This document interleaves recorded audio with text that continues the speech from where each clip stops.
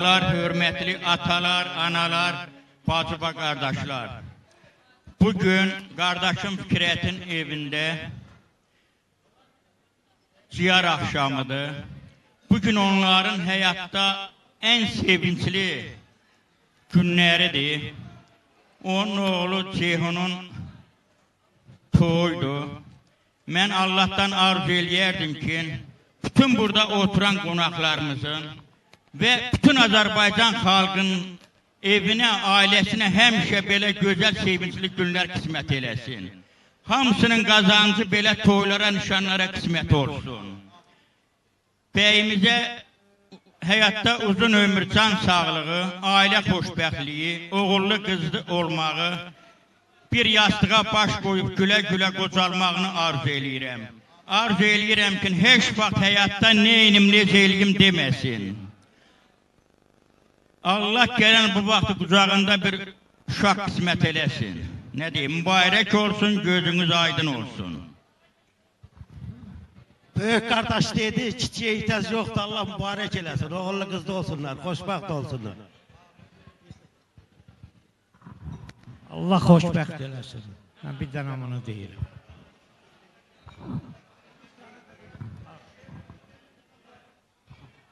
Çok sağ olun değerli əmilərimiz, değerli dayılarımız. Allah her zaman sizlerin de qapısında belə xoş günlər eləsin. İndi isə sizlərin istəyinlə bu qız kəndə təzə gəlib. Musiqisi səslənəcək inşallah. Buyuraq Vüsalə xanım Akstafalı. Zəhmət olmasa araya vaxt salmayaq. Buyuraq işlərimizi biraz tələsik görək ki, qonaqlarımız rahat rəqs eləsinlər.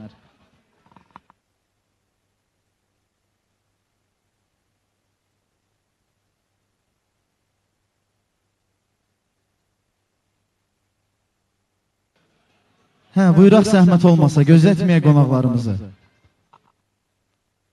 Gəlsin şən nəğməmiz. Bu qız kəndə, bu qız Tovuza gəlib deyək, yox. Kəndə yox. Bu qız Tovuza gəlib. Ay maşallah.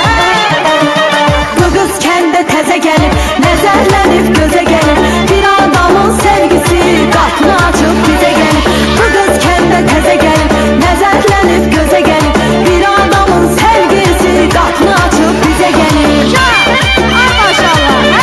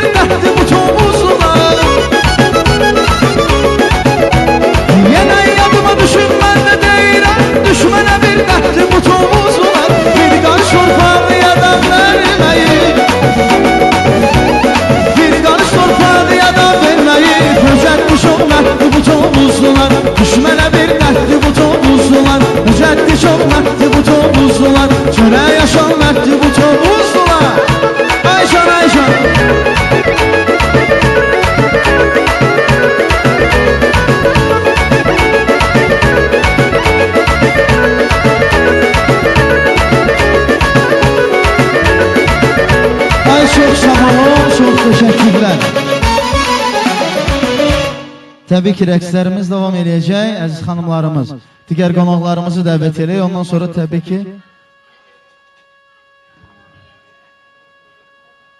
baş üstə.